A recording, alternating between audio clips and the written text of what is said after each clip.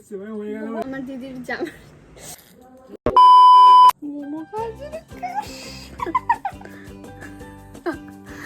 কান্নাকাটিকে সাইডে রেখে চলো বার্থডে ব্লগের সেকেন্ড পার্টটা শুরু করা যাক। Welcome back to my mini blog. দেখতে দেখতে প্রায় 9টা বেজে গেছিলো আর তখন সবাই চলে এসেছিলো। এবার আমার কেক কাটার পালা। কেক আর ডেকোরেশন সবকিছু রেডি ছিল। আর এই যে এই হনুমানগুলোও চলে এসেছিল। আর এই দিন আমরা কি ফাজলামো মেরেছি, কি করেছি সবটাই থাকবে আমার ইউটিউবে বড় ব্লগে। তোমরা যারা দেখতে চাও প্লিজ দেখে নিও, আমি কমেন্ট বক্সে লিংক দিয়ে দেবো।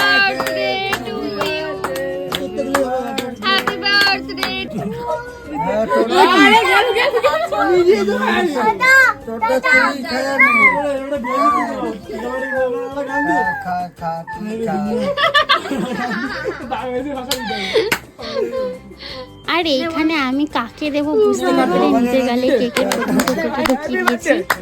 আরে ভাই তোদেরও কেক দেওয়া হবে, এবার থাম। বার্থডে কেক কাটা শেষ, কিন্তু ওদের হ্যাপি বার্থডে উইশ করা শেষ হচ্ছে না। অ্যাকচুয়ালি কেক না পাওয়া পর্যন্ত নাকি বার্থডে শেষই হয় না।